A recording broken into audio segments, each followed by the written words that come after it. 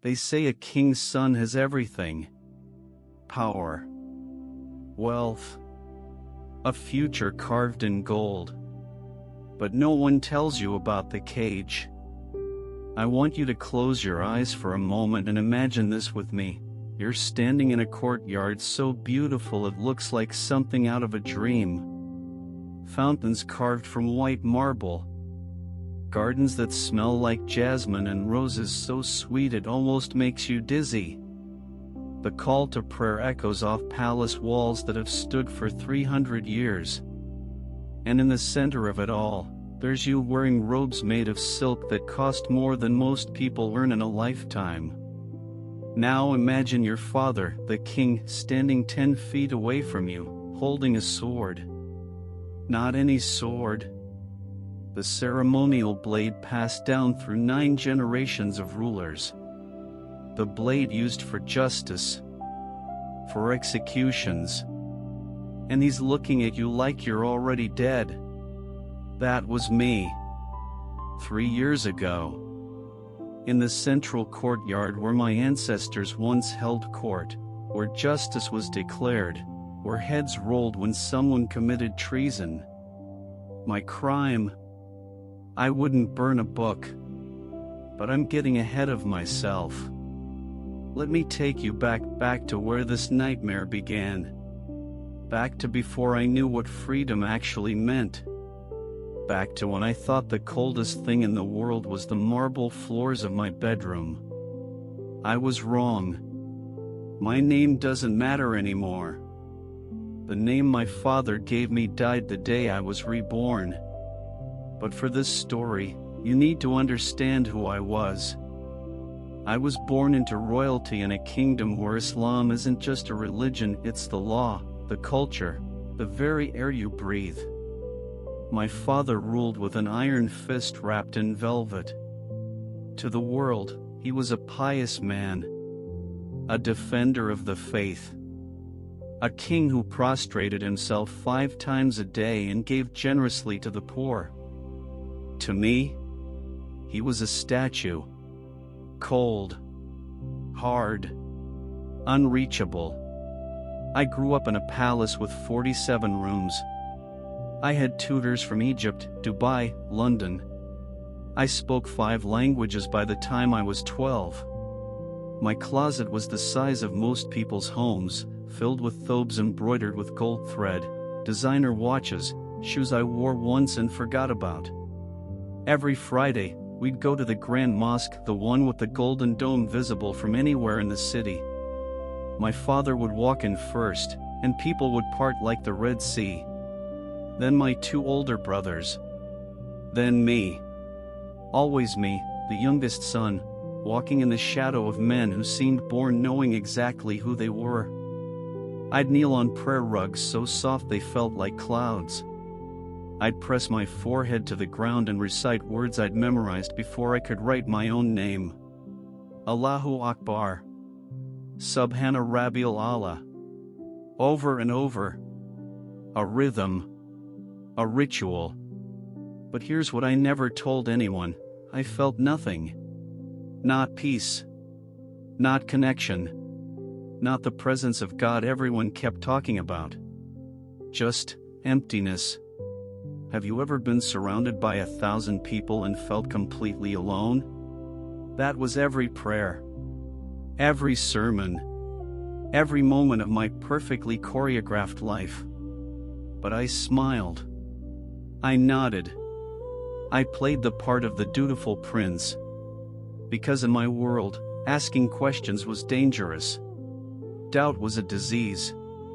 And admitting you felt distant from Allah? That was unthinkable. So I buried it. Deep down where no one could see. I was 19 when the cracks started showing. It was Ramadan, the holiest month. The palace was buzzing with activity. Extra security. Visiting dignitaries. Charity events where my father would hand out money to the poor while cameras flashed. We were fasting from dawn to dusk, and every evening we'd break our fast with dates and water, then feast on meals prepared by 12 different cooks. One night, after tearaway prayers, I couldn't sleep. My bedroom was on the 3rd floor, overlooking the city. Through my window, I could see the lights of the Capitol stretching out like a carpet of stars. Somewhere out there, people were living real lives. Falling in love. Making choices. Being free. And I was here. In this golden cage. I walked to my balcony, the one with marble balustrades and potted palms, and I did something I hadn't done in years. I prayed honestly. Not the memorized prayers. Not the ritual. I just talked. If you're real, I whispered into the darkness, if you're actually there. I need to know. Because this, I gestured at the palace, the luxury, the emptiness, this isn't enough. There has to be more than this. The night air was warm. The scent of oud incense drifted up from the palace mosque. Somewhere in the distance, a dog barked. But from heaven? Nothing. Silence so heavy it felt like a weight on my chest. I went back inside, closed the balcony doors, and made a decision that would change everything. I was going to find answers. Even if I had to look in forbidden places. Even if it killed me. My father didn't love me. I need you to understand that first. This isn't teenage angst or daddy issues. This is fact, cold and sharp as the blade he would one day point at my throat. King Rashid al-Mazrui. That's what they called him. His Majesty. The righteous. The protector of faith. But I called him Baba when he allowed me to speak. He was 53 years old, with a beard dyed black to hide the gray, and eyes that never smiled. Not even when he laughed at state dinners with foreign ambassadors. His laugh was a performance. Everything about him was calculated. Measured. Perfect. I remember the way he looked at me, like I was a chess piece that hadn't moved the way he expected. My oldest brother, Khalid, was the warrior. Strong. Commanding. Already leading military exercises at 25. My middle brother, Faisal, was the scholar. Memorized the entire Quran by age 14. Studied Islamic law in Medina. And then there was me. The disappointment. Too sensitive. Too questioning. Too soft. A prince must be strong, he'd tell me, his voice flat and emotionless. A prince must never doubt. A prince must lead without hesitation. But I hesitated. I doubted. And in his eyes, that made me weak. The thing about my father that terrified me most wasn't his anger, though that was horrifying enough. It was his coldness. When he was displeased, he wouldn't yell. He would simply look away. As if you'd ceased to exist. As if you'd already been erased from his world. I spent my whole life trying to earn a glance. A nod. Anything that said I mattered. I never got it. It was 6 weeks after that night on the balcony when my world exploded. I was summoned to my father's private majlis, the room where he conducted the kingdom's most important business. Dark wood panels. Persian carpets worth millions. Swords mounted on the walls, each one with a history of blood and conquest. When I entered, my father was sitting on his elevated chair, looking down at me like a judge about to deliver a verdict. My 2 brothers stood on either side of him. My mother wasn't there. She was never included in the important conversations. The air smelled like cardamom coffee and old leather. My heart was already racing, though I didn't know why yet. Sit, my father commanded. I sat on the floor cushion across from him, crossing my legs the way I'd been taught since childhood. Respectful. Submissive. He didn't waste time. You are 20 years old now, he began, his voice echoing slightly in the large room. It is time you fulfilled your duty to this family and to Allah. My stomach dropped. I knew what was coming. I have arranged your marriage. The words hung in the air like smoke. I couldn't breathe. Her name is Sheikha Amira bint Youssef. Her father controls the eastern provinces. The union will strengthen our alliance and secure the kingdom's future. I opened my mouth. Closed it. My mind was screaming, but no sound came out. Khalid smirked. He'd chosen his own wife a love match, though he'd never admit it. Faisal looked at me with something that might have been pity, but he said nothing.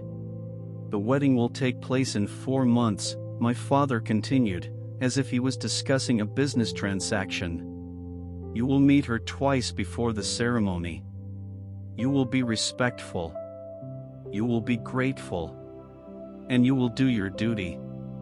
I finally found my voice. It came out weaker than I wanted. Baba. I don't even know her. Can I at least? No. One word. Final as a door slamming shut. His eyes locked onto mine, and I saw something in them that made my blood run cold. Not anger. Not even annoyance. Emptiness. You think you have a choice? He asked, his voice dropping to barely above a whisper, which somehow made it more terrifying. You think your feelings matter? You are a prince. Your life is not your own. It belongs to this family. To Allah. To the kingdom. He leaned forward slightly, and I could smell the oud oil in his beard. You will marry her. You will produce sons. And you will stop this childish fantasy that you are anything more than a servant to a greater purpose. My hands were shaking. I clasped them together so he wouldn't see. What if I refuse? The words escaped before I could stop them. The temperature in the room dropped 20 degrees. Khalid's smirk vanished. Faisal actually took a step back. My father stood slowly, deliberately. Even though I was already sitting on the ground, I felt myself shrinking. He walked down the 3 steps from his elevated seat and stood over me. I could see the leather of his sandals, embroidered with gold thread. When he spoke, his voice was ice. You will not refuse. Because if you do, you will not only disgrace this family, you will be declaring yourself an enemy of Allah's will. And enemies of Allah have no place in my house. He turned and walked back to his seat, dismissing me with a wave of his hand like I was a servant. You are excused. Wedding preparations begin next week. Your mother will explain what is expected of you. I don't remember walking back to my room. I don't remember the guards I passed or the marble corridors I walked through. The next thing I knew, I was standing in my bathroom, staring at myself in a gold-framed mirror that cost more than most cars. And I didn't recognize the person looking back at me. My face was pale. My eyes were wide, almost wild. I was breathing too fast, my chest heaving like I'd run a marathon. 4 months. I had 4 months of freedom left.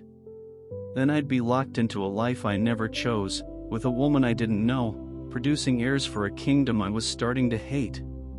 I turned on the faucet, gold-plated, of course, and splashed cold water on my face. But it didn't help.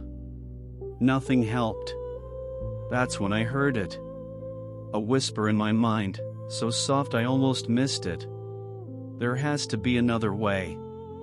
I didn't know where the thought came from. I didn't know if it was hope or desperation or madness. But in that moment, staring at my own reflection in that obscenely expensive mirror, in that palace that was really a prison, I made a decision. I was going to find another way. Even if I had to tear down everything I'd ever known to find it. Even if it meant betraying the only family I'd ever had. Even if it meant losing everything. Because what's the point of having everything when you have nothing that matters? That night, I lay in my bed king-sized with sheets made from Egyptian cotton with a thread count I couldn't even pronounce, and I stared at the ceiling. Somewhere in this palace, my father was sleeping peacefully, confident that his will would be done. Somewhere in the eastern provinces, a girl named Amira was being told she'd won the lottery by marrying a prince.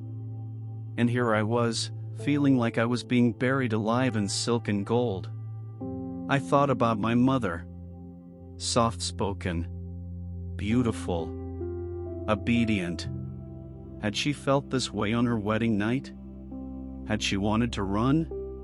Had she ever had dreams of her own? I'd never know. She'd never tell me. In our world, women didn't speak of such things. They endured. They submitted. They smiled. Just like I was expected to do. The call to far prayer echoed through the palace at 4:47 a.m. I'd been awake the entire night.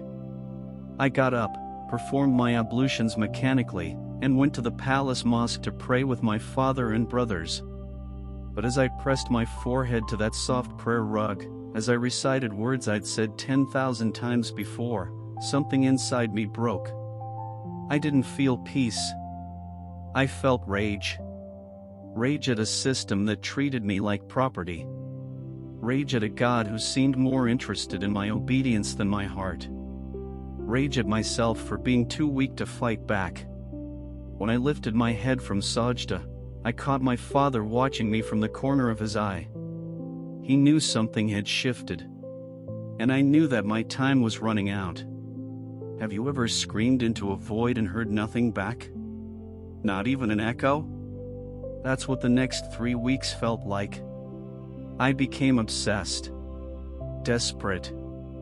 I prayed like I'd never prayed before, but this time, I actually meant it. I wasn't just going through the motions anymore. I was begging. Pleading with Allah to show me something, anything, that would tell me there was a purpose to all this suffering. Every night after Isha prayer, I'd wait until the palace went silent. Until the guards finished their rounds and my brothers retreated to their wings. Then I'd lock my bedroom door, spread out my prayer mat, and I'd pray. Not the prescribed prayers. Not the ritualistic movements I could do in my sleep. Real prayers. Raw prayers. The kind that come from a soul that's drowning. Ya Allah, I'd whisper into the darkness, my forehead pressed so hard against the mat it left marks. If you're there, if you're listening, please, show me. Give me a sign. Tell me what to do. I'd pray until my knees ached. Until my back screamed in pain. Until the first light of dawn crept through my window and I realized I'd been kneeling for hours. And every single time, I was met with the same thing. Silence. Cold, suffocating, absolute silence. I started fasting outside of Ramadan. Not because I wanted to, but because the Imams always said that fasting brought you closer to Allah. That it purified your soul and opened spiritual doors. So I fasted. Monday and Thursday, like the Prophet supposedly did. Sometimes 3 days in a row. My mother noticed I wasn't eating and asked if I was sick. I lied and said I was fine. But I wasn't fine. I was falling apart. During the day, I'd sit through wedding planning meetings like a ghost. My mother would show me fabric samples for my thobe, white silk versus cream silk, as if it mattered. Event coordinators would discuss flower arrangements and guest lists and security protocols. 500 guests. Maybe 600. Dignitaries from 7 countries. I'd nod. Smile. Say yes, Ummi, and whatever you think is best. But inside, I was screaming. At night, I'd perform extra prayers. Tahajjud. The late-night prayer that was supposed to be the most powerful, the most intimate with Allah. I'd read that the Prophet said Allah descends to the lowest heaven during the last third of the night, ready to answer prayers. So I'd set alarms for 3 a.m. I'd wake up in the darkness of my room, perform wudu with water so cold it shocked my system awake, and I'd pray. Please, I'd beg, tears streaming down my face onto the prayer mat. I don't understand what you want from me. I'm trying to be good. I'm trying to obey. But this marriage, Baba, this life, I can't do this. I can't. My voice would crack. My whole body would shake. Just tell me what to do. Send me a dream. Send me a sign. Send me anything. Nothing. The ceiling of my bedroom might as well have been made of stone. My prayers felt like they were bouncing off it and falling back on me, heavy and useless. I started reading the Quran obsessively. Not just reading, studying. Searching. I had a beautiful copy, bound in green leather with gold Arabic calligraphy. It sat on a special wooden stand in the corner of my room. I'd never really read it before, not like this. Sure, I'd memorized surahs for school, recited them in prayer. But I'd never actually looked for answers in it. So I started from the beginning. Al-Fatiha. Al-Baqarah. Page after page of verses I'd heard my whole life but never truly listened to. I was looking for something. Comfort, maybe. Direction. Hope. Instead, I found fear. Verses about hellfire. About punishment. About how Allah leads astray whom He wills and guides whom He wills. About how the unbelievers would burn forever, their skin replaced again and again so they could feel the pain eternally. I read about women being worth half a man's testimony. About how wives should be obedient or face being struck. About how apostates should be killed. I read about war. About dividing spoils. About slavery being permissible. And I kept thinking, is this it? Is this the God I'm supposed to love? I know, if you're a Muslim watching this, you're probably angry right now. You're thinking I didn't understand the context, the Arabic, the deeper meanings. But I'm telling you what I felt in that moment. What I experienced. And what I experienced was a God who seemed more interested in my fear than my love. More concerned with my compliance than my heart. I'd close the Quran and feel more empty than when I opened it. 3 weeks before the wedding, I broke down completely. It was a Thursday night. I'd been fasting. I'd prayed Maghrib and Isha with my family in the Palace Mosque, sitting next to my father who hadn't spoken a personal word to me in days. After dinner, which I couldn't eat because I was fasting, I went back to my room. I locked the door. Drew the curtains. And I lost it. I fell to my knees in the middle of my enormous bedroom and I wept. Not quiet tears. Violent, body-shaking sobs that came from somewhere so deep I didn't know it existed. Why won't you answer me? I shouted at the ceiling, not caring anymore if anyone heard. What do you want from me? I'm doing everything right. I pray 5 times a day. I fast. I give charity. I honor my parents. What more do you want? My throat was raw. My eyes burned. Snot ran down my face and I didn't even care. I'm drowning. I screamed. I'm drowning and you can't even throw me a rope. What kind of God are you? The words were out before I could stop them. Blasphemy. The kind of thing that could get you killed in some interpretations of Sharia law. But I didn't care anymore. I grabbed the Quran from its stand and held it up, my hands shaking. You say you're the most merciful, the most compassionate. Then where is your mercy? Where is your compassion for me? Do I not matter? Am I not worthy of an answer?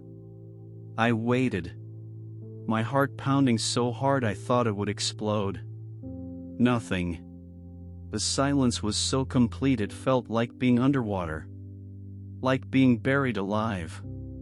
I set the Quran back on its stand carefully, because even in my rage, I was terrified of disrespecting it, and I collapsed onto my bed. And that's when the darkest thought I'd ever had entered my mind. Maybe there is no God. Maybe I've been praying to nothing my entire life. The thought horrified me, terrified me. In my world, that thought alone was enough to condemn you to hell. But I couldn't shake it. Because what's more likely, that there's an all-powerful, all-knowing God who created the universe and everything in it, but can't be bothered to answer one desperate prayer from one of his servants? Or that there's nothing there at all? I stopped praying after that night. Not publicly, I couldn't. I still showed up for Far in the Palace Mosque. Still bowed and prostrated and recited the words. But it was empty. Mechanical. I was going through the motions of faith while feeling absolutely nothing inside. My mother noticed. "Habibi," she said one afternoon, catching me in the hallway outside my room. She was wearing a soft pink abaya, her hijab framing a face that had once been beautiful but was now tired, worn down by years of submission. "You seem distant lately. Are you nervous about the wedding?" I wanted to scream at her. I wanted to grab her shoulders and shake her and ask her if she'd ever wanted something different. If she'd ever felt trapped. If she'd ever looked at her life and wondered if this was really all there was. But I just smiled. "I'm fine, Ummi. Just tired." She touched my cheek with her soft hand. "Marriage is a blessing from Allah. You'll see. Amira is a good girl from a good family. You'll learn to love her. Learn to love her. As if love was a skill you could acquire. A box you could check off on a list of princely duties." I nodded, kissed her hand the way a good son should, and went back to my room to stare at the walls. 2 weeks before the wedding, I hit rock bottom.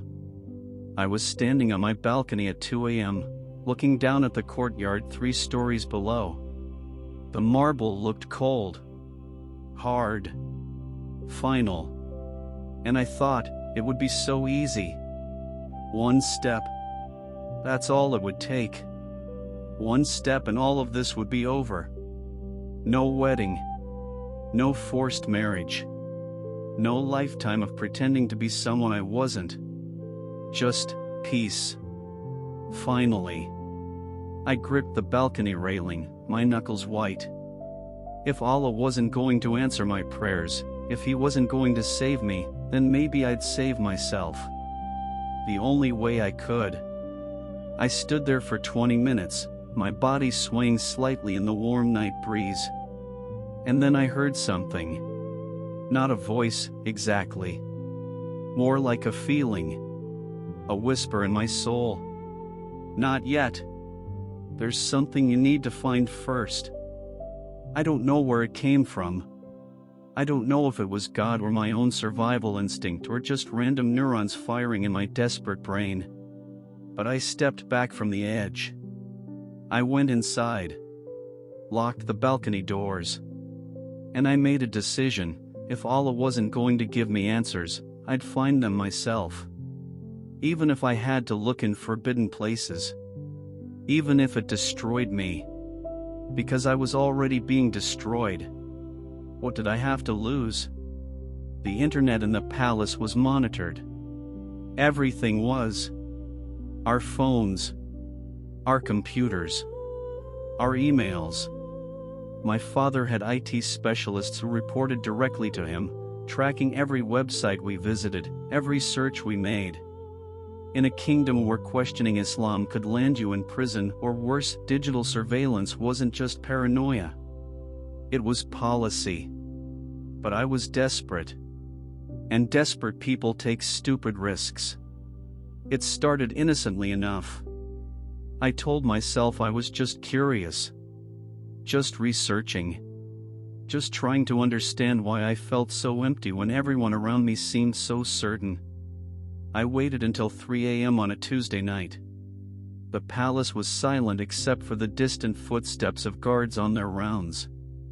I sat at my desk, laptop screen glowing in the darkness, and I typed 4 words into the search bar. Why does Islam feel empty? My finger hovered over the enter key for a full minute. I was sweating. My heart was racing like I was about to commit murder. Because in a way, I was. I was about to murder the last shred of faith I had left. I pressed enter. The search results were not what I expected. Testimonies. Hundreds of them. Thousands. Ex-Muslims who'd left Islam. People from Saudi Arabia, Iran, Pakistan, Egypt, Indonesia.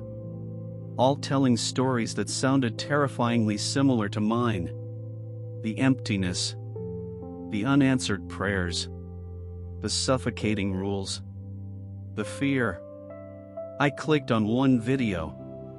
A man's face appeared, his features blurred, his voice disguised.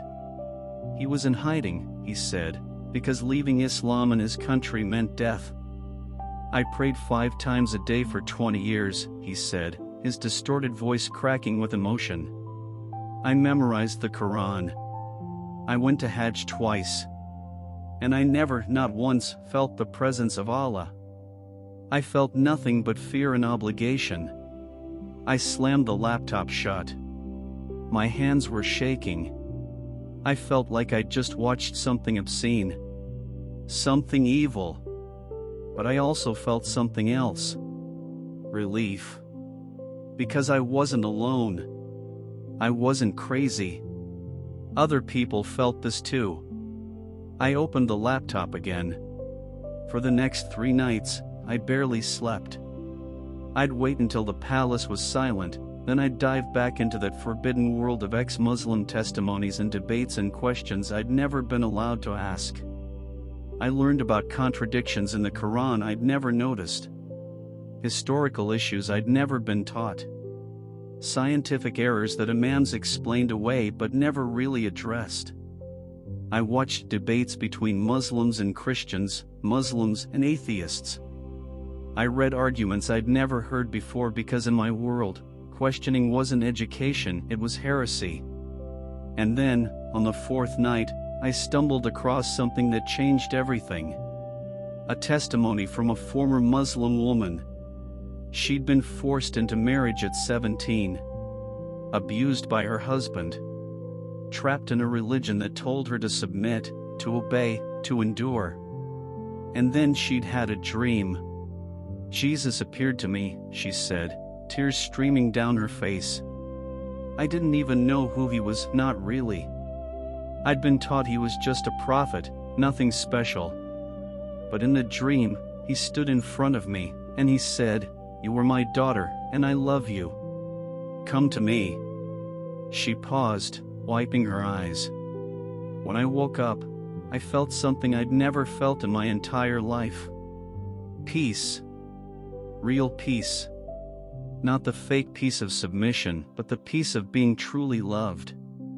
I sat there, frozen, staring at the screen. Jesus. In Islam, we called him Isa.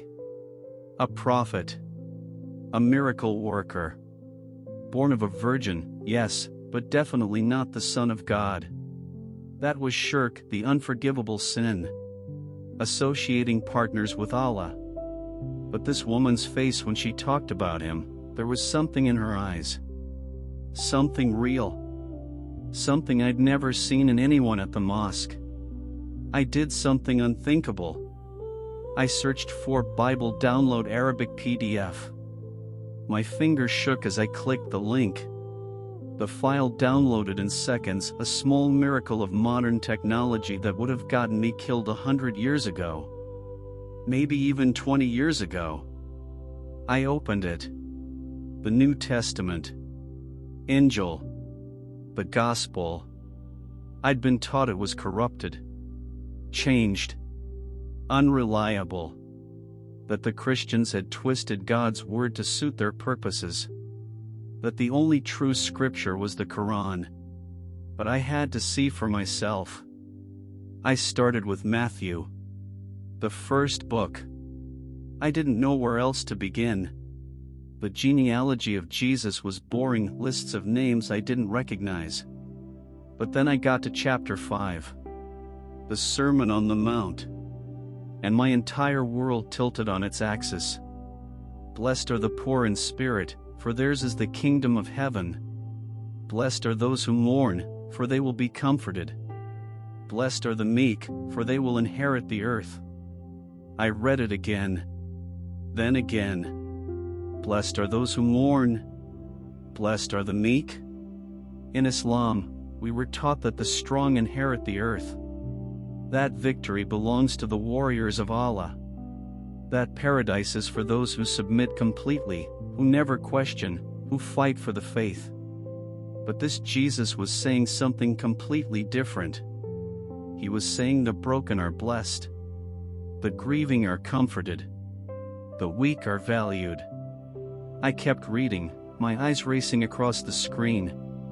You have heard that it was said, eye for eye, and tooth for tooth. But I tell you, do not resist an evil person. If anyone slaps you on the right cheek, turn to them the other cheek also. What? That contradicted everything I'd been taught. The Quran said to fight those who fight you, to strike back, to defend Islam with the sword if necessary. But Jesus was teaching forgiveness, non-retaliation. My mind was spinning. You have heard that it was said, love your neighbor and hate your enemy. But I tell you, love your enemies and pray for those who persecute you. I physically recoiled from the screen. Love your enemies? That was insane. Impossible. Weak. But also beautiful. I couldn't stop reading. Night after night, I'd lock my door, turn off all the lights except for my desk lamp, and I'd read Matthew, Mark, Luke, John. The stories of Jesus healing the sick, touching lepers that no one else would touch, eating with prostitutes and tax collectors, the outcasts, the sinners, the people everyone else rejected. He didn't seem concerned with religious rules. He broke the Sabbath to heal people. He challenged the religious leaders. He touched women, spoke to them publicly, treated them like they mattered. He was nothing like what I'd been taught. And then I got to John chapter 8. The story of the woman caught in adultery. The religious leaders dragged her before Jesus, ready to stone her to death, which was exactly what the law required. They wanted to trap him, to force him to either condone stoning or reject the law. But Jesus did neither. He bent down and wrote in the dirt. Then he stood up and said, "Let any one of you who is without sin be the first to throw a stone at her." I stopped breathing. One by one, the accusers dropped their stones and walked away. Until it was just Jesus and the woman. "Woman, where are they? Has no one condemned you?" "No one, sir," she said. "Then neither do I condemn you. Go now and leave your life of sin." Tears were streaming down my face. I didn't even realize I was crying until they dripped onto my keyboard. This Jesus, he didn't condemn her. He didn't demand her execution. He offered her mercy, grace, a second chance. When had I ever heard anything like that in Islam? When had anyone ever offered me grace instead of judgment? Never. Not once. I became addicted to the words of Jesus like they were oxygen, and I'd been suffocating my entire life. I read about him washing his disciples' feet, something no master would ever do, something beneath the dignity of a prophet. But he did it anyway, teaching them that true greatness is found in serving others. I read about him crying at his friend Lazarus's tomb, showing emotion that our imams would have called weakness. I read about him allowing children to come to him when the disciples tried to send them away, saying, "Let the little children come to me, and do not hinder them, for the kingdom of heaven belongs to such as these." Everything about him was upside down from what I knew. The first shall be last. The last shall be first. Lose your life to find it. The greatest among you will be your servant. It was radical, revolutionary, and it made something inside my chest crack open, something that had been locked tight for 20 years. But the passage that destroyed me, that absolutely shattered every defense I had left, was in Matthew 11. "Come to me, all you who are weary and burdened, and I will give you rest. Take my yoke upon you and learn from me, for I am gentle and humble in heart, and you will find rest for your souls. For my yoke is easy and my burden is light." I read it 5 times. Then 10 times. Then I stopped counting. "Come to me, all you who are weary." That was me. I was weary. I was so tired of performing, of pretending, of carrying the weight of rules and expectations and a God who never answered. And this Jesus was inviting me to rest. Not to work harder. Not to pray more or fast more or submit more. But to rest. His yoke is easy. His burden is light. I'd spent my entire life under a heavy yoke. Islam meant submission, complete, total, unquestioning submission. 5 prayers a day. Fasting. Rules about what to eat, what to wear, how to wash, who to marry, how to live every single moment. The burden was crushing. But Jesus was offering something different. Something I didn't have a word for in Arabic. Freedom. It was 11 days before my wedding when I did the most dangerous thing I'd ever done. I closed my laptop. I knelt beside my bed, not on a prayer mat, not facing Mecca. Just knelt there in the darkness of my room. And I prayed to Jesus. "I don't know if you're real," I whispered, my voice shaking. "I don't know if you can hear me. I've been taught my whole life that you're just a prophet, that praying to you is shirk, that I'll go to hell for even thinking about you this way." Tears burned my eyes. "But if you are who you say you are, if you really are the Son of God, if you really did die and rise again, if you really do love me." My voice broke. "Please, show me.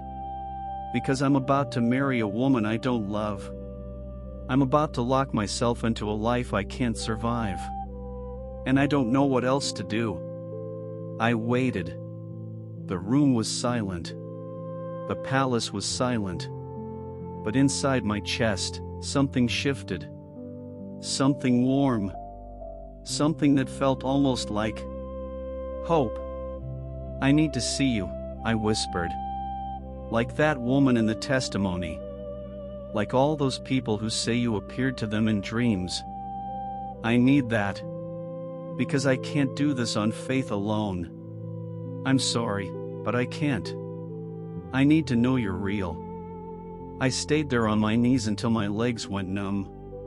And when I finally climbed into bed, I didn't feel any different. I didn't hear any voices or see any visions. I just felt exhausted. But before I fell asleep, I prayed one more time. The simplest prayer I'd ever prayed: "Jesus, if you're real, come find me." And then I closed my eyes. I had no idea that he would answer. That very night. I want you to understand something before I tell you what happened next. I'm not a mystical person. I wasn't prone to visions or spiritual experiences. I'd never had a prophetic dream. Never heard voices. Never felt anything supernatural in my entire life. So what I'm about to tell you, I know how it sounds. I know you might think I was stressed, sleep-deprived, emotionally unstable. That maybe my mind created what I desperately wanted to see. But I'm telling you, as someone who has every reason to lie, every reason to make this story more dramatic than it was. This was real. More real than anything I've ever experienced before or since. I fell asleep around 4 a.m., exhausted from crying and praying and wrestling with thoughts that could get me killed. And then I was somewhere else. Not my bedroom. Not the palace. Somewhere I'd never been before. I was standing in a garden. But not like the palace gardens with their manicured hedges and imported roses. This was wild. Natural. Olive trees stretched their ancient branches overhead, their leaves rustling in a breeze that smelled like honey and fresh bread and something else I couldn't name, something clean and pure and otherworldly. The light was wrong. That's the first thing I noticed. It wasn't daylight or moonlight. It was golden, warm, coming from everywhere and nowhere at once. Like the air itself was glowing. I looked down at myself. I was wearing the white thobe I'd worn to bed, but it seemed brighter here. Cleaner. And I wasn't alone. There was a man standing about 20 feet away from me, his back turned, looking out over the garden towards something I couldn't see. My heart stopped. I didn't know who he was, not yet. But my soul knew. Every cell in my body knew. I tried to speak, but my voice caught in my throat. Fear flooded through me, not the fear of danger, but the fear of standing before something infinitely greater than yourself. The fear of a candle suddenly confronted with the sun. He turned around. And I fell to my knees. I can't describe his face. I've tried 1,000 times since that night. I've searched for words in 3 languages, and none of them come close. He looked like a man Middle Eastern, like me, with olive skin and dark hair and a beard. He was wearing simple robes, white and seamless, that seemed to move with their own light. But his eyes. Oh God, his eyes. They were dark brown or black, I couldn't tell. But when he looked at me, it was like he was seeing everything. Not just my face or my body. Everything. Every thought I'd ever had. Every sin I'd ever committed. Every moment of weakness and doubt and rage and despair. I should have been terrified. I should have felt exposed, ashamed, desperate to hide. But instead, I felt loved. Completely, utterly, impossibly loved. The way he looked at me, there was no judgment in it. No disappointment. No coldness. Just pure, infinite, overwhelming love that made no sense because he knew everything about me and loved me anyway. Tears were already streaming down my face, and he hadn't even spoken yet. He smiled. A small, gentle smile that somehow contained more warmth than every embrace I'd ever received in my entire life. And then he spoke. His voice, I can't even describe it. It was deep but not loud. Gentle but carrying absolute authority. It resonated not just in my ears but in my chest, in my bones, in the deepest part of my soul. He spoke in Arabic. My Arabic. The dialect of my region, my people. My son, he said. I've been waiting for you. I collapsed forward, my forehead touching the grass so soft and alive it seemed to pulse with light beneath my hands. I don't understand, I choked out between sobs. Who are you? Even though I knew. I already knew. He walked toward me, and I could hear his footsteps on the grass, soft, unhurried. He stopped right in front of me, and I felt him kneel down. Kneel down. This being of infinite power and majesty and light, he knelt in the dirt beside me. Look at me, he said softly. I couldn't. I was shaking too hard, crying too hard. Look at me, beloved. Beloved. The word shattered something inside me. I lifted my head, tears blurring my vision, and I looked into his face. He was smiling at me. Not the polite smile of my father or the calculating smile of my brothers. This was genuine. Warm. Full of a joy that made no sense. I am Jesus, he said simply. I am the way, the truth, and the life.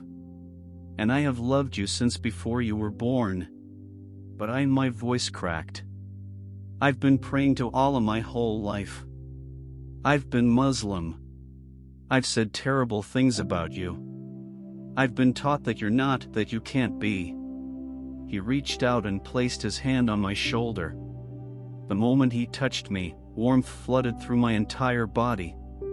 It was like being submerged in liquid light, like every cell in my body was suddenly awake and singing and alive in a way they'd never been before. I know, he said, and there was no condemnation in his voice.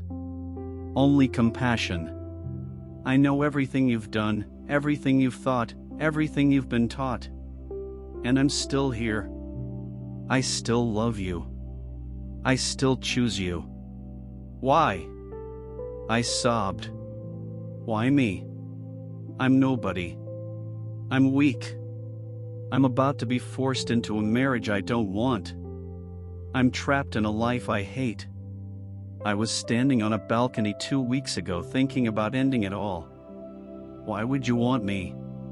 His eyes filled with something that looked almost like tears. Because you were mine, he said, each word deliberate and weighted with eternal truth. I formed you in your mother's womb. I numbered every hair on your head. I've watched every tear you've cried, and I've collected them all.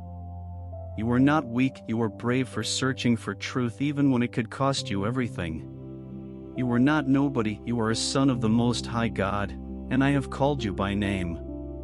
I couldn't breathe. The weight of what he was saying, the impossible, ridiculous, beautiful truth of it, was crushing and liberating at the same time. The marriage, I gasped. My father. The wedding is in 11 days. I don't know what to do. I prayed and prayed to Allah and heard nothing, and now you're here, but I don't. I know, he said again, his voice carrying a peace that made no logical sense. I have already made a way for you. Trust me. But how? What am I supposed to do? He stood, and I scrambled to my feet, suddenly terrified he was going to leave. He looked at me with those impossible eyes, and he spoke words that I knew somehow, supernaturally, I would never forget. In 11 days, when they ask you to deny me, you will speak my name. And when you speak my name, I will move heaven and earth to protect you. Do you believe this? Did I believe it? I looked at him, at this man who was somehow God, who had created galaxies and yet knew my name, who held the universe together and yet had knelt beside me in the dirt. Yes, I whispered. I believe you. He smiled again, and the garden seemed to glow brighter. You will face fire, he said, his voice gentle but firm. But fire cannot touch what I have claimed. You will face a sword, but no weapon formed against you will prosper. You will lose everything you thought mattered, and you will gain everything that actually does. He stepped closer and placed both hands on my shoulders, looking directly into my eyes. Do not be afraid. I am with you always, even to the end of the age. And where I am, death has no power. Then he did something that broke me completely. He pulled me into an embrace. God, the creator of the universe, the King of Kings, the one the angels worship, wrapped his arms around me and held me like a father holds a son who's been lost and is finally found. I buried my face in his shoulder and wept. Wept for every prayer that went unanswered. Wept for every moment I felt alone. Wept for the 20 years I spent trying to earn a love I could never deserve and finding in one moment a love I could never lose. I love you, he whispered into my ear. Not because of what you do or don't do. Not because you're a prince or because you follow rules. I love you because you are mine. And nothing, not your father, not your kingdom, not death itself, can separate you from my love. I don't know how long we stood there. Time felt different in that place. Fluid. Eternal. Finally, he pulled back and looked at me, his hands still on my shoulders. When you wake up, he said, you will know what to do. The Holy Spirit will guide you. Listen to his voice. And remember, I have already won this battle. All you have to do is trust me. Will I see you again? I asked desperately, terrified of losing this moment. He smiled. You will see me every day, if you have eyes to see. I am in the face of every person who needs love. I am in the still, small voice that whispers truth when the world screams lies. And one day, when this life is over, you will see me face to face again. And on that day, I will say to you, well done, my good and faithful servant. Enter into the joy of your master. Tears streamed down my face. I don't want to leave, I whispered. The way he looked at me, there was no judgment in it. No disappointment. No coldness. Just pure, infinite, overwhelming love that made no sense because he knew everything about me and loved me anyway. Tears were already streaming down my face, and he hadn't even spoken yet. He smiled. A small, gentle smile that somehow contained more warmth than every embrace I'd ever received in my entire life. And then he spoke. His voice, I can't even describe it. It was deep but not loud. Gentle but carrying absolute authority. It resonated not just in my ears but in my chest, in my bones, in the deepest part of my soul. He spoke in Arabic. My Arabic. The dialect of my region, my people. My son, he said. I've been waiting for you. I collapsed forward, my forehead touching the grass so soft and alive it seemed to pulse with light beneath my hands. I don't understand, I choked out between sobs. Who are you? Even though I knew. I already knew. He walked toward me, and I could hear his footsteps on the grass, soft, unhurried. He stopped right in front of me, and I felt him kneel down. Kneel down. This being of infinite power and majesty and light, he knelt in the dirt beside me. Look at me, he said softly. I couldn't. I was shaking too hard, crying too hard. Look at me, beloved. Beloved. The word shattered something inside me. I lifted my head, tears blurring my vision, and I looked into his face. He was smiling at me. Not the polite smile of my father or the calculating smile of my brothers. This was genuine. Warm. Full of a joy that made no sense. I am Jesus, he said simply. I am the way, the truth, and the life. And I have loved you since before you were born. But my voice cracked. I've been praying to Allah my whole life. I've been Muslim. I've said terrible things about you. I've been taught that you're not, that you can't be. He reached out and placed his hand on my shoulder. The moment he touched me, warmth flooded through my entire body. It was like being submerged in liquid light, like every cell in my body was suddenly awake and singing and alive in a way they'd never been before. I know, he said, and there was no condemnation in his voice. Only compassion. I know everything you've done, everything you've thought, everything you've been taught. And I'm still here. I still love you. I still choose you. Why? I sobbed. Why me? I'm nobody. I'm weak. I'm about to be forced into a marriage I don't want. I'm trapped in a life I hate. I was standing on a balcony 2 weeks ago thinking about ending it all. Why would you want me?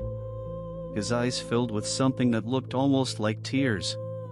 Because you were mine, he said, each word deliberate and weighted with eternal truth. I formed you in your mother's womb. I numbered every hair on your head. I've watched every tear you've cried, and I've collected them all. You were not weak, you were brave for searching for truth even when it could cost you everything. You were not nobody, you are a son of the Most High God, and I have called you by name. I couldn't breathe.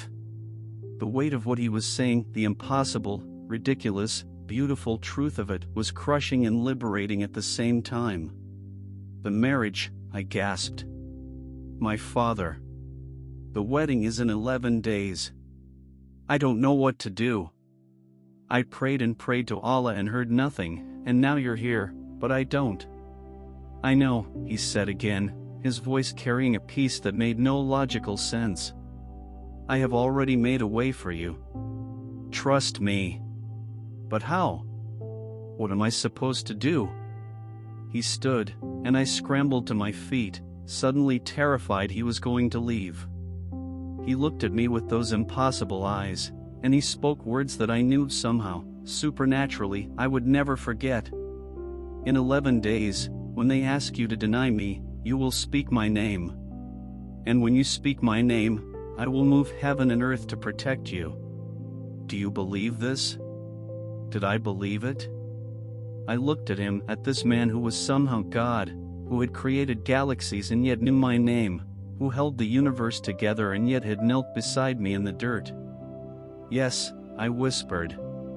I believe you. He smiled again, and the garden seemed to glow brighter. You will face fire, he said, his voice gentle but firm. But fire cannot touch what I have claimed. You will face a sword, but no weapon formed against you will prosper. You will lose everything you thought mattered, and you will gain everything that actually does. He stepped closer and placed both hands on my shoulders, looking directly into my eyes. Do not be afraid.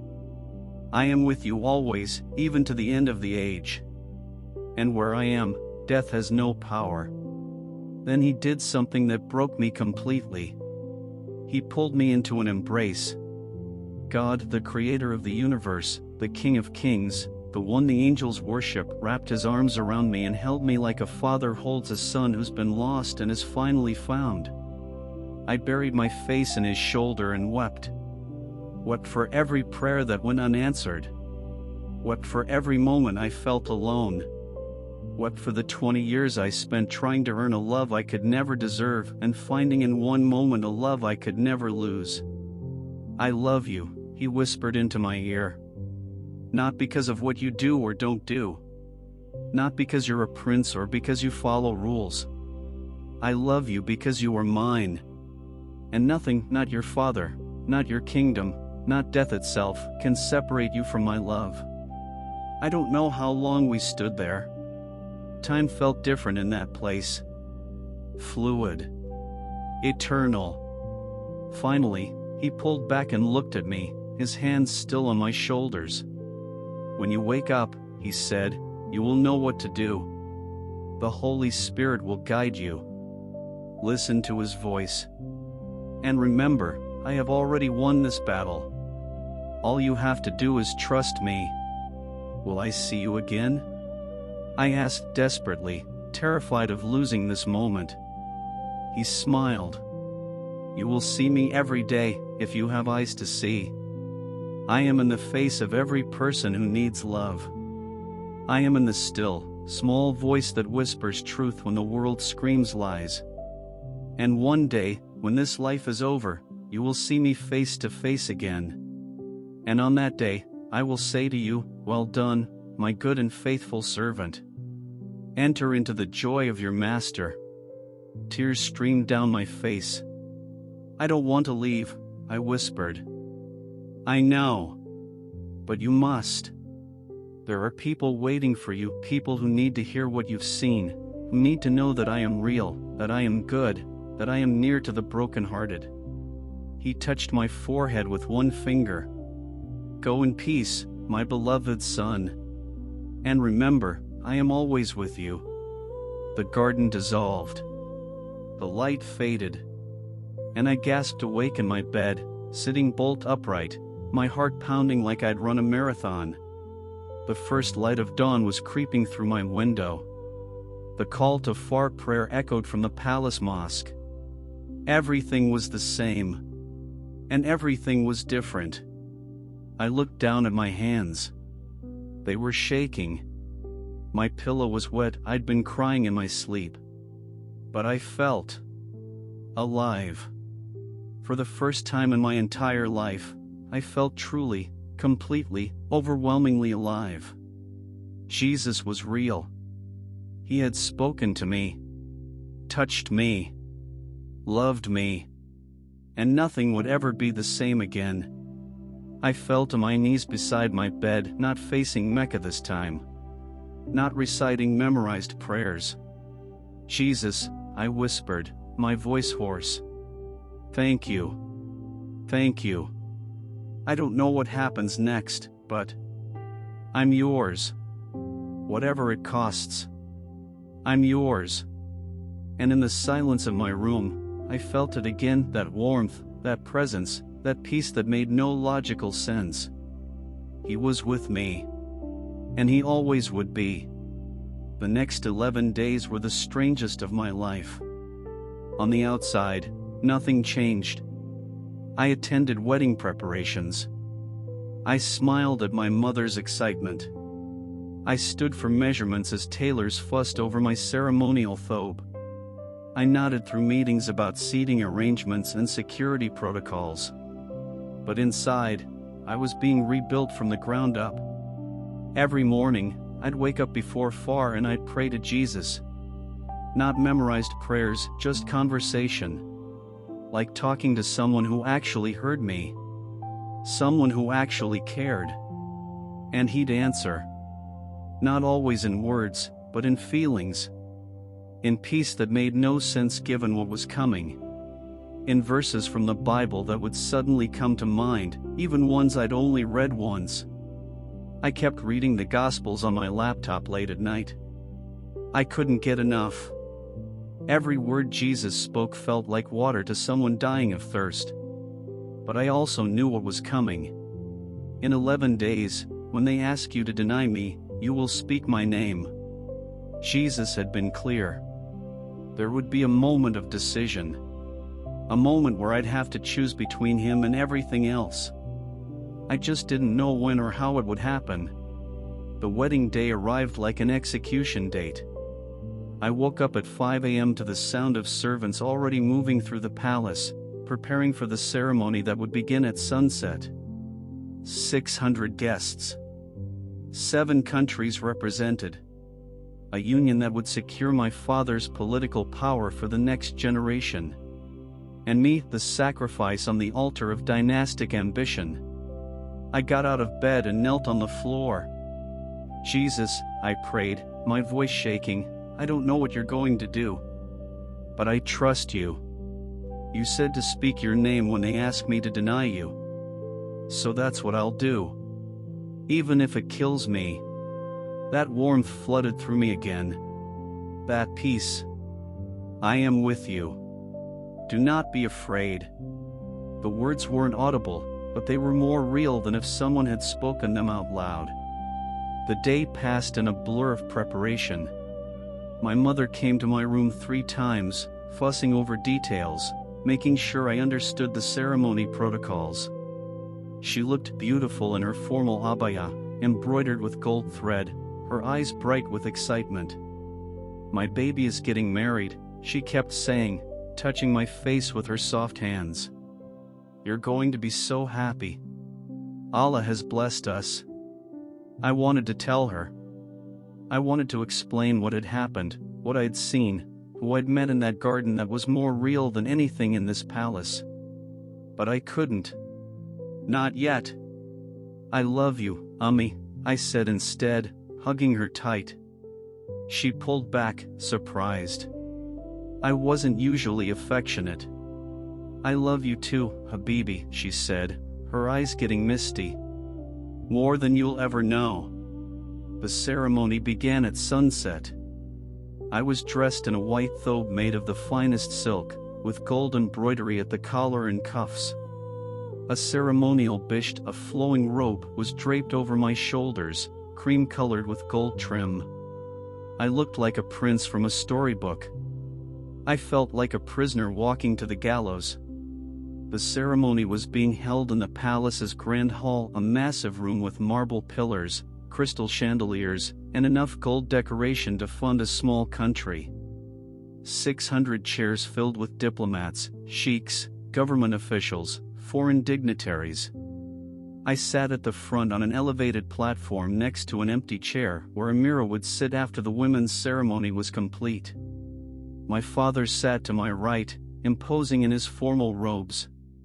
My brothers flanked him, both looking pleased with themselves. The Imam began the ceremony, his voice booming through the hall, reciting Quranic verses about marriage, about duty, about submission to Allah's will. I barely heard him. All I could think about was Jesus' words, "When they ask you to deny me, you will speak my name." When would that happen? During the vows? After. And then the moment arrived, but not at all the way I expected. The Imam was midway through reciting Surah Ar-Rum, the chapter about marriage, when my father stood up. The entire hall went silent. This wasn't part of the ceremony. The king wasn't supposed to speak until the end. But my father walked to the center of the platform, his face unreadable, and he turned to look at me. "Before we proceed," he announced, his voice carrying to every corner of the hall, "there is something my son must affirm." Ice ran through my veins. He reached into his bisht and pulled out something that made my heart stop. A small, worn book. My Bible. The one I downloaded and printed out 3 weeks ago, thinking no one knew. The one I'd hidden in the back of my closet, wrapped in cloth. Someone had found it.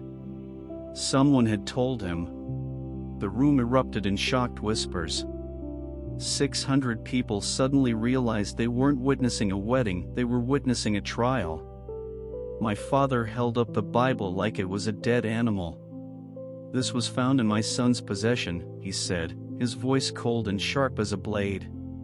"This corrupted book. This Christian filth." My mother gasped from somewhere in the women's section. I couldn't see her, but I heard her. My father turned to me, his eyes dead and black. "You will denounce this," he said quietly, but the microphone caught every word. "You will declare before Allah and these witnesses that you reject this false teaching. You will burn this book with your own hands. And then you will complete this marriage and fulfill your duty to this family and to Islam." The entire hall was holding its breath. This was it. The moment Jesus had warned me about. My father took 3 steps toward me and held out a lighter in his other hand. "Take it," he commanded. "Burn the book. Denounce the Christian lies. Reaffirm your faith in Islam. And we will proceed as if this never happened." His eyes bore into mine. "Or refuse, and you will be declared an apostate. And you know what the punishment for apostasy is. Death." He was threatening my life in front of 600 witnesses. My hands were shaking. My entire body was shaking. Every survival instinct in my body was screaming at me to take the lighter, burn the book, say whatever he wanted me to say. I could lie. I could pretend. I could survive. But then I remembered. Jesus kneeling beside me in that garden. His hands on my shoulders. His voice, "When you speak my name, I will move heaven and earth to protect you." I stood up. The whispers in the hall stopped. You could have heard a pin drop. I looked at my father, at this man who had never loved me, who had only ever seen me as a tool, a pawn, a disappointment. And I spoke. "No." One word. Quiet. But in the silence, it echoed like thunder. My father's face darkened. "What did you say?" I took a deep breath. My voice was steadier now. I said no. I won't burn it. I won't denounce it. Because it's not lies, Baba. It's truth. The room erupted in chaos. Shouts. Gasps. My mother was crying, I could hear her sobbing. My father's face twisted into something ugly. Something demonic. "You dare," he started, but I cut him off. "I met him," I said, my voice rising, carrying across the hall. "Jesus Christ. I met him. He came to me. He spoke to me. He loved me in a way you never have, in a way Allah never did. And I can't deny him. I won't." My father backhanded me across the face. The force of it knocked me sideways. I tasted blood. The room spun. But I didn't fall. Someone held me up. "You will burn this book," my father hissed, shoving both the Bible and the lighter into my hands. "Or you will burn yourself." Guards. 4 palace guards stepped onto the platform, their hands on their swords. My father's voice was shaking with rage. "My son has committed apostasy. He has rejected Islam and embraced kufr. According to Sharia law, the punishment is death. But I am merciful. I will give him one final chance." He grabbed my wrist and forced the lighter into my hand, closing my fingers around it. "Burn the book." I looked down at the Bible in my other hand. The pages were worn from where I'd read them over and over. The words of Jesus were marked in pen. "Come to me, all who are weary, and I will give you rest. I am the way, the truth, and the life. I will never leave you nor forsake you." Tears streamed down my face. And I dropped the lighter. It clattered onto the marble floor, the sound impossibly loud in the silent hall. "I won't do it," I said. "Jesus is the Son of God. He died for me. He rose from the dead. And I belong to him." My father's face went purple with rage. "Then you will die with that book in your hands," he snarled. He turned to the guards. "Bring the fire." What happened next, I still can't fully explain it. 2 guards left and returned moments later carrying a large brass brazier filled with hot coals, flames licking up from it. They set it down in the center of the platform. The heat from it was intense, even from 10 feet away. My father grabbed my arm, his grip bruising, and dragged me toward the fire. "You will burn the book," he said, his voice low and deadly, "or you will burn with it. Choose now." The entire hall was watching. 600 witnesses. My mother was wailing. My brothers stood frozen, shock on their faces. And I felt it. That presence. That warmth. That peace. Jesus was here. "Throw it in," my father commanded, forcing my hand toward the flames. "Burn it and denounce him, or I will throw you in after it." I looked at the Bible in my hands. And I made my choice. "Jesus," I said out loud, my voice clear and strong, "I trust you." And I threw the Bible into the fire. My father released me, a look of savage triumph on his face. "It is done," he declared to the crowd. "My son has." He stopped. Because the Bible wasn't burning. The flames were all around it, I could see them, orange and red and hot enough to melt metal. But the book sat in the center of the fire, completely untouched. The pages weren't even singed. The room went absolutely silent. My father stared at the brazier, his face going white. How?" he stammered. One of the guards stepped forward with a long metal pole and tried to push the book deeper into the coals. The pole melted. The Bible remained perfect. And then, I swear on everything I hold sacred, the fire changed. The orange flames turned white. Brilliant, pure, blinding white. And a voice came from the fire, not loud, but undeniable. Deep. Powerful. Carrying the weight of eternity. "Do not touch my anointed one." The 4 guards fell backward, scrambling away from the brazier. The white flames grew higher, but they didn't spread. They didn't burn anything except the coals themselves. And everyone in that hall saw it. 600 witnesses. The impossible. The miraculous. God himself, defending his own. My father staggered backward, his eyes wide with terror. He tried to speak, but no sound came out.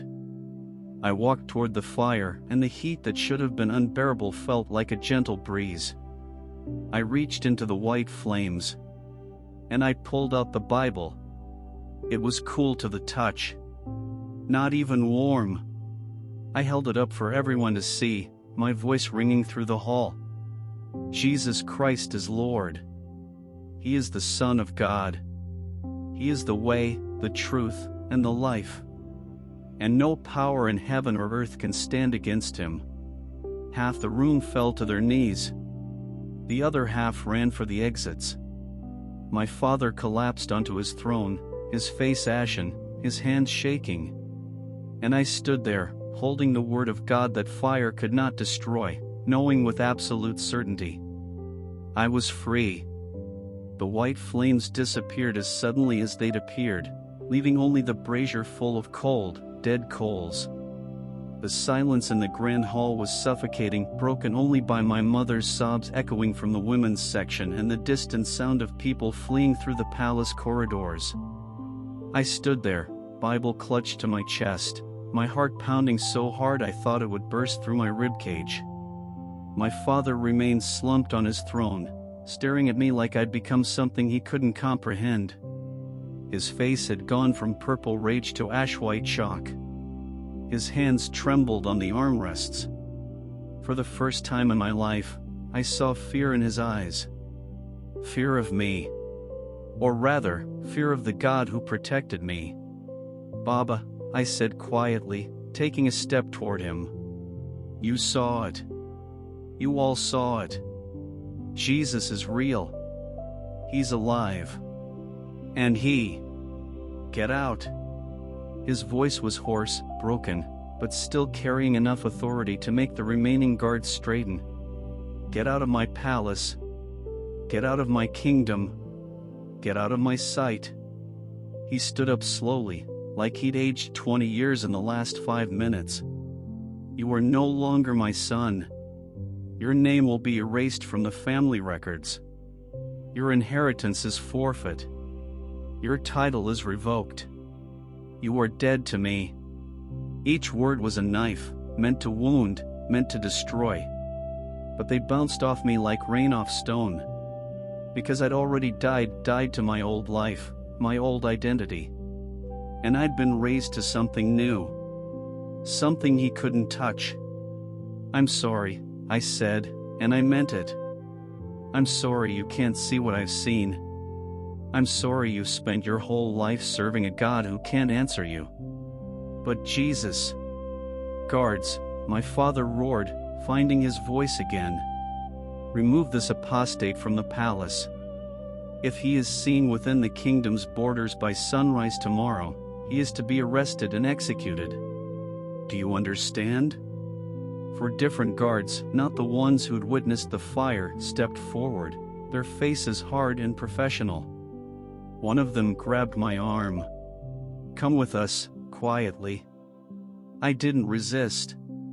I let them lead me off the platform, down the center aisle of the grand hall, past the remaining witnesses who pressed themselves against the walls to avoid touching me like apostasy was contagious. As we passed the women's section, I heard my mother scream my name. "No! No, please! He's my son! He's my baby!" I tried to turn toward her voice, but the guard's grip tightened. "Keep moving," he muttered. They took me to my bedroom, but not to pack. They stood guard outside while I had exactly 10 minutes to gather whatever I could carry. 10 minutes to pack up 20 years of life. I grabbed a backpack, ironic, the expensive designer backpack I'd used for weekend trips to beach resorts. I threw in some clothes. A water bottle. My phone, though I knew they'd be tracking it. my wallet with some cash and credit cards that would probably be frozen within the hour. And the Bible. The one that had survived the fire. When I picked it up from where I'd set it on my bed, it was still cool to the touch. The pages were perfect, not even smudged. The miracle was undeniable. I pressed it to my chest and closed my eyes. Jesus, I don't know where I'm going or what happens next. But you said you'd protect me. So, I'm trusting you. That peace flooded through me again. That presence. I am with you. Always. The guards escorted me through the palace, not through the main corridors where I might encounter family or servants, but through the service passages. The back ways. The hidden routes. Like I was garbage being taken out discreetly. We emerged into the night through a side entrance. The air was cool and smelled like jasmine from the gardens. I could hear music and chaos in the distance, the wedding that had exploded into scandal, guests still fleeing, damage control already beginning. A car was waiting. Not one of the royal vehicles, just a plain black sedan. Get in, the head guard said. His face was unreadable. I climbed into the back seat. 2 guards got in with me, one on each side, trapping me. The other 2 got in front. We drove in silence through the palace gates, past security checkpoints where guards waved us through without question. Out into the capital city where life continued as normal, people walking, shops open, taxis honking. A world that had no idea what had just happened inside those palace walls. We drove for 20 minutes, heading toward the outskirts of the city. My heart was racing. Where were they taking me? If my father wanted me executed, this would be the perfect opportunity. A quiet road. No witnesses. 1 bullet, dump the body, report that I'd fled the country. The car pulled off onto a dirt road and stopped near an abandoned warehouse. This is it, I thought. This is where I die. The guards got out. Pulled me out of the car. And then the head guard did something unexpected. He knelt. I stared at him, confused, terrified. Your Highness, he started, then shook his head. I don't know what to call you anymore. My name, I said quietly. Just my name. He looked up at me, and I saw tears in his eyes. I was in the hall, he said, his voice shaking. I saw it. The fire. The voice. The book that wouldn't burn. The other 3 guards were standing behind him, and I realized they were all looking at me with something like awe. I'm Muslim, the head guard continued. I've been Muslim my whole life. But I've never, in all my years of prayer, of pilgrimage, of fasting, I've never seen Allah do anything like what I saw tonight. He pulled something out of his jacket. Money. A thick envelope stuffed with cash. We took a collection, he said. The 4 of us. It's not much, maybe $5,000 equivalent. But it's enough to get you out of the country. To buy you some time. I couldn't speak. Couldn't breathe. There's a network, he continued, speaking quickly now. Christians. Underground. They help people like you, converts, apostates, people fleeing persecution. We have a contact. We'll get you connected. Why? I finally choked out. Why would you risk this? If my father finds out. Because, he said simply, I saw God tonight. And he wasn't in the palace. He wasn't in the king's throne or the imam's prayers. He was in that fire, protecting you. He stood up and pressed the envelope into my hands. There's a bus station 3 blocks north. At midnight, there's a bus that crosses the border into Jordan. No one checks passports carefully on that route, too many migrant workers. From there, You can figure out your next move." He pulled out a piece of paper with a phone number scrawled on it. "When you're safe, call this number. Tell them the lion has awakened. They'll know what it means. They'll help you." Tears were streaming down my face. "I don't know how to thank you." "Don't thank us," he said. "Thank your Jesus. Because without that miracle, you'd be dead right now." He looked at his watch. "You have 2 hours before that bus leaves. We'll report that we dropped you at the northern border, that you fled into the mountains. It'll buy you time before they realize you're headed west. What about you? If they find out you helped me, then we'll face whatever comes," he said with a small smile.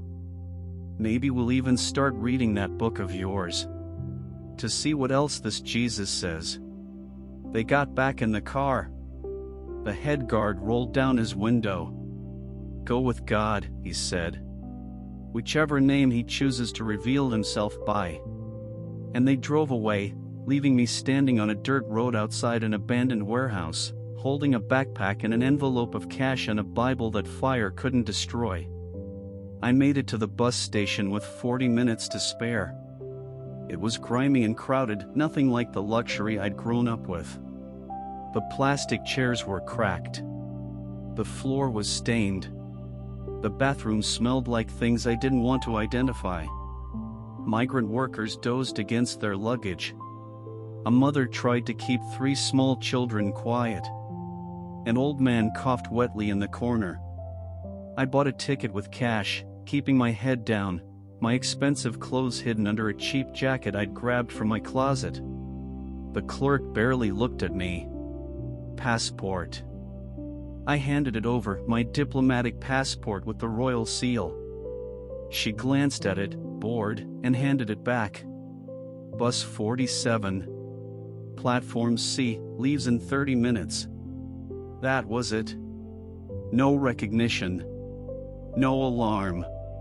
Just another passenger on a midnight bus. I sat in the corner of the waiting area, my backpack clutched to my chest, and I watched the clock. Every minute felt like an hour. Every time someone in uniform walked by, my heart stopped. But no one came for me. At 11:55 p.m., the bus arrived. Old. Rattling. Exhaust fumes mixing with the night air. I climbed aboard and found a seat in the very back, by the window. The vinyl was torn, stuffing coming out. It smelled like diesel and sweat and desperation. It was the most beautiful seat I'd ever occupied. The bus filled up. Workers heading to construction jobs in Jordan. A few families. A woman with a baby that wouldn't stop crying. At 12:07 a.m., the bus lurched forward. And I watched through the dirty window as the lights of the only city I'd ever known disappeared behind me. We reached the border at 3 a.m. Border guards boarded the bus, checking passports with flashlights that felt like interrogation lights. When one approached me, I handed over my passport, my heart hammering so hard I thought he'd hear it. He looked at the royal seal. Looked at my face. Looked back at the passport. And I prayed silently, "Jesus, please. You said you'd protect me. Please." The guard stamped the passport. "Welcome to Jordan," he said in a bored monotone, and moved on to the next passenger. I didn't breathe until the bus started moving again, crossing into Jordanian territory. I was out. I'd escaped. But I'd also lost everything. My family. My name. My inheritance. My country. My identity. Everything I'd spent 20 years building, gone in one night. I pulled out the Bible and opened it randomly, letting the pages fall where they would. Matthew 16 verse 26 stared back at me. What good will it be for someone to gain the whole world, yet forfeit their soul? And I started to laugh. Quietly at first, then harder, until the woman across the aisle looked at me like I was insane. Maybe I was. I'd just thrown away a kingdom for a God I'd only known for 11 days. But as I sat on that rattling bus, surrounded by strangers, heading toward an uncertain future with nothing but a backpack and a Bible and $5,000, I felt richer than I'd ever felt in the palace. Because I was free. Finally, impossibly, miraculously free. I called the number from a payphone in Amman 2 days later. A woman answered. "Yes? The lion has awakened," I said, feeling ridiculous. Silence. Then, "Where are you?" I told her. "Stay there. Someone will come for you in 1 hour. They'll be wearing a blue jacket and carrying a newspaper. Go with them. Trust no one else." She hung up. 63 minutes later, a young man approached me at the cafe where I'd been waiting. Blue jacket. Newspaper. "Brother," he said with a gentle smile, "welcome to the family." That young man's name was David. He was a Jordanian Christian, part of an underground network that had been helping ex-Muslims and persecuted believers escape persecution for over 15 years. He took me to a safe house on the outskirts of Amman, a modest apartment where 3 other people were already staying. 2 women from Saudi Arabia who'd converted to Christianity. 1 man from Iran who'd been a Muslim cleric before Jesus appeared to him in a dream. We all had the same story, really. Different details, different circumstances. But the same core truth. We'd encountered Jesus. And he'd ruined us for anything else. That safe house became my home for 3 months. The network provided food, shelter, protection. They helped me apply for asylum in a Western country. They connected me with lawyers who understood religious persecution cases. They taught me how to navigate a world where I no longer had a royal title to open doors. But most importantly, they taught me how to follow Jesus. Not the sanitized, westernized Jesus I'd seen in some Christian movies. But the real Jesus. The one who calls us to take up our cross daily. The one who said following him would cost us everything and that it would be worth it. I was baptized in that safe house. In a bathtub, by David, with the 5 other believers crammed into the tiny bathroom singing worship songs in Arabic. When I came up out of the water, I wept like a child. Because I was being reborn. Again. Publicly claiming the identity that Jesus had given me in that garden. I was no longer a prince. I was a son of God. And that title was worth more than all the kingdoms of the earth.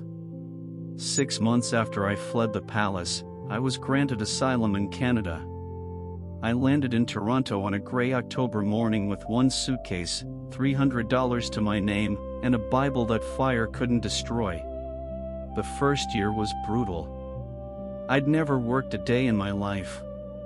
Never cleaned a toilet or washed dishes or worried about rent. I'd had servants for everything, drivers for everywhere, money for anything. Now I was working 2 jobs, one at a convenience store, one washing dishes at a restaurant, sharing a cramped apartment with 2 other refugees, eating ramen noodles for dinner because that's all I could afford.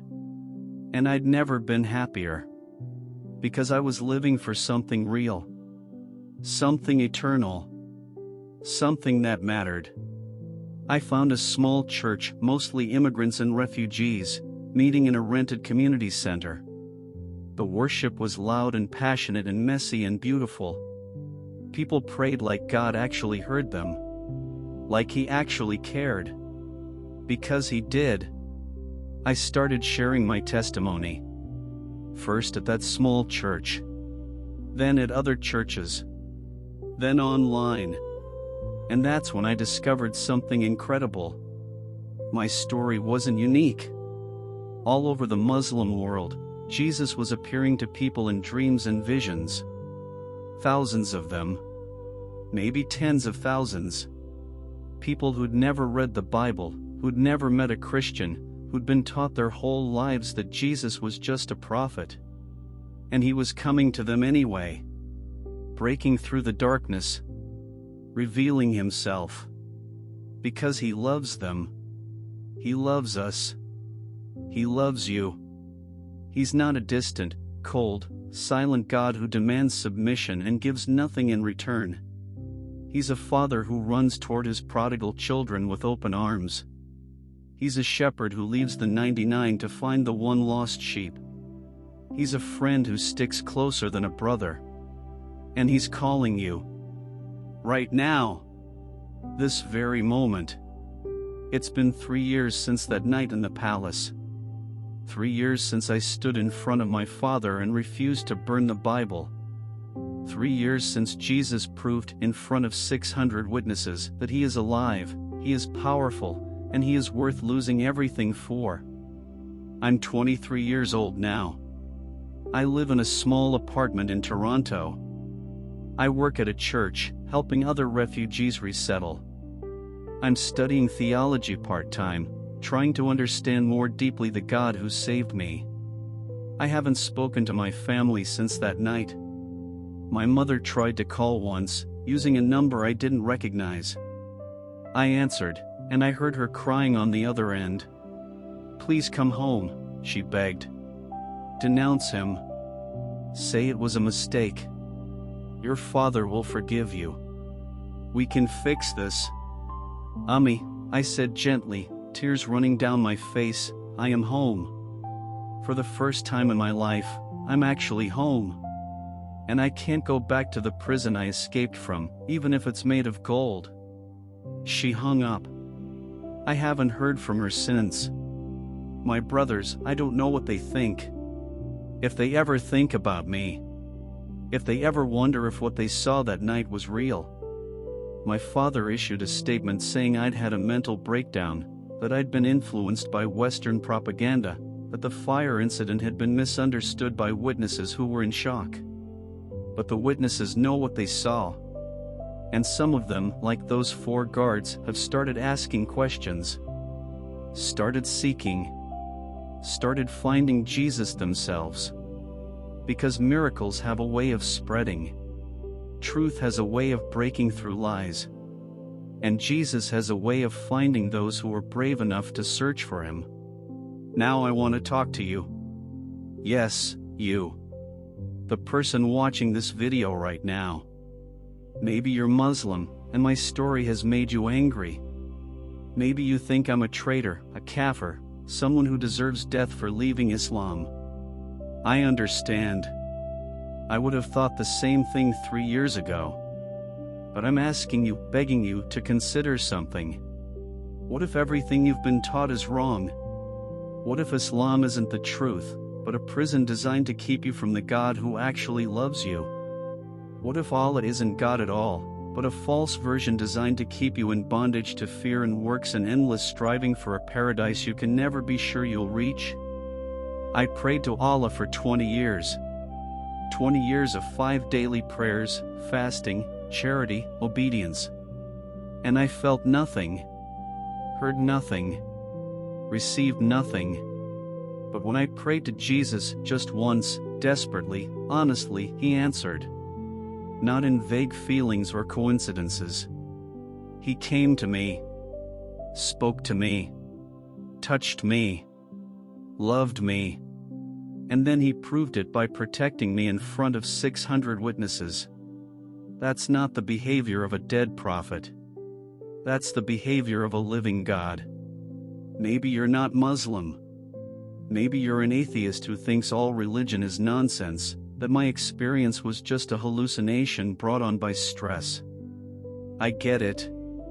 I really do. But answer me this, how do you explain a Bible that wouldn't burn?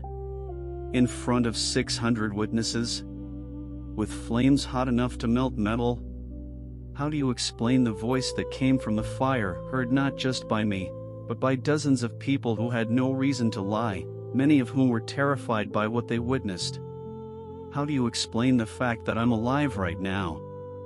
That I escaped a kingdom where apostasy is punishable by death, with no plan, no resources, no connections, and yet here I am? Coincidence? Luck? Or providence?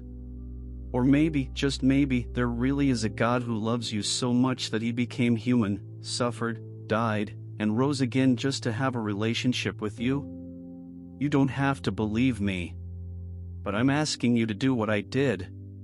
Ask him yourself. Maybe you're a Christian watching this, and you've been playing it safe your whole life. Going to church, saying the right things, but never really risking anything for Jesus. This is for you. Jesus didn't die on a cross so you could live a comfortable, mediocre, lukewarm life. He didn't rise from the dead so you could blend in with the world and hope no one notices you're different.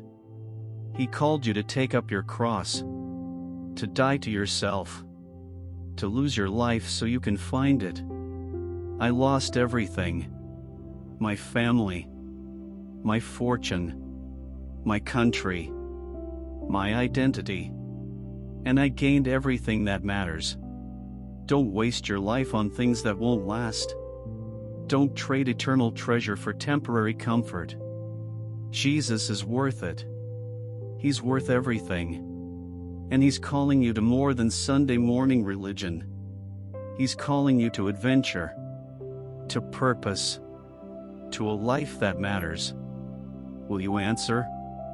If you're watching this, and something inside you is stirring, if you're feeling that pull, that hunger, that desperate longing for something real, that's Jesus. He's knocking on the door of your heart right now. And all you have to do is open it. It doesn't matter what you've done. It doesn't matter how far you've run. It doesn't matter how many times you've rejected him or doubted him or cursed his name. He loves you anyway. Not because of what you do or don't do. Not because you're good enough or religious enough or worthy enough. But because he is good. He is love. And he chose you before the foundation of the world. You don't have to clean yourself up first.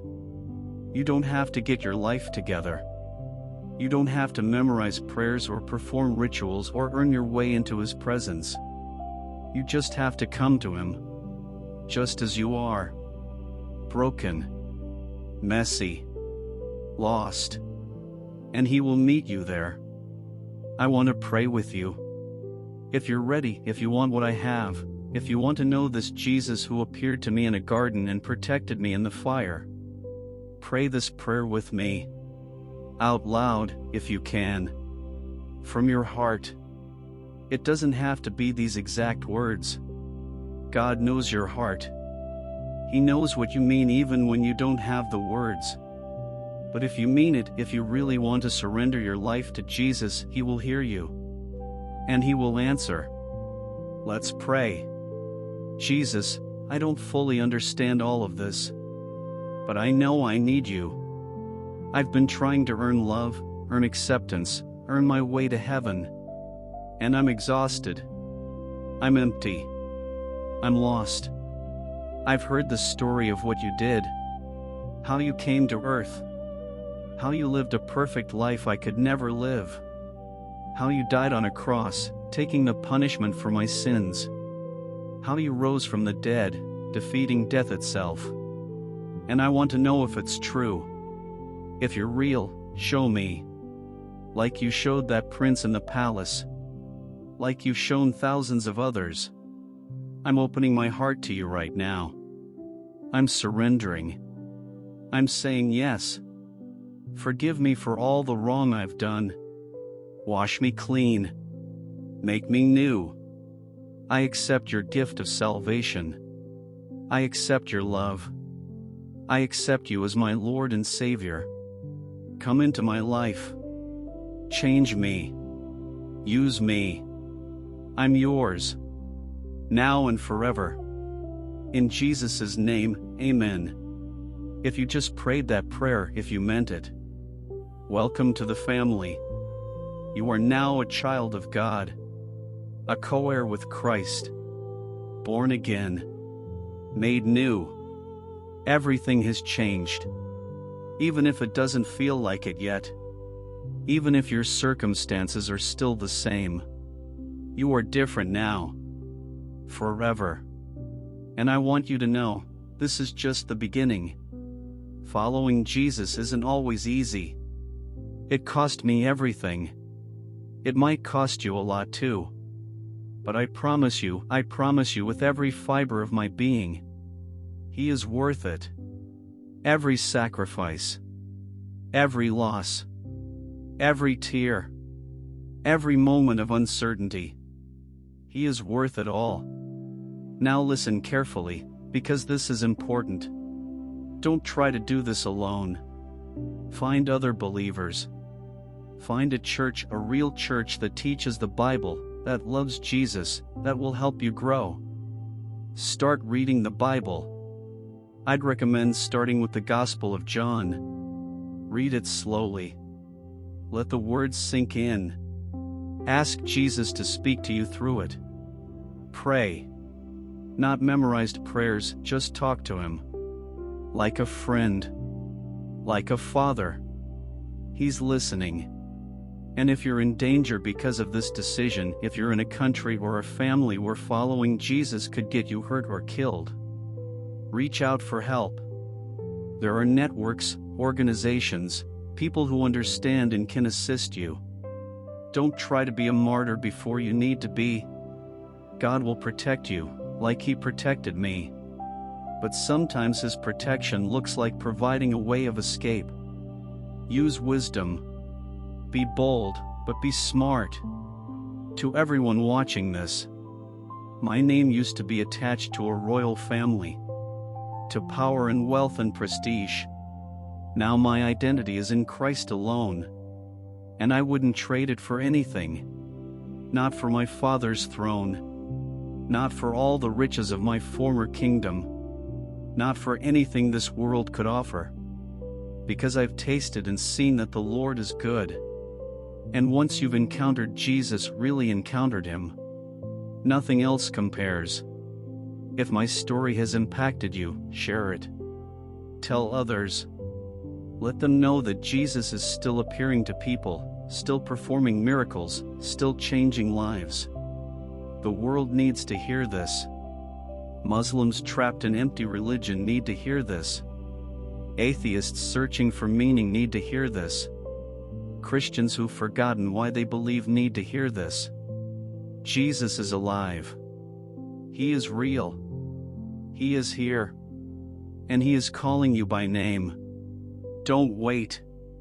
Tomorrow isn't promised. Tomorrow might be too late. Answer Him today. Come to Him today. Surrender to Him today.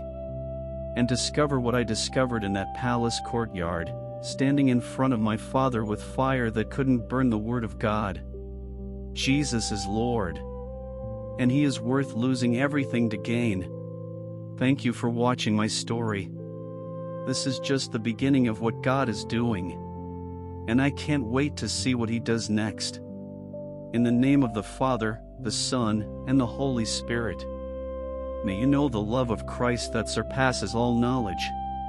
May you experience His peace that passes all understanding. And may you have the courage to follow Him, no matter what it costs. Because I promise you, He is worth it. Amen.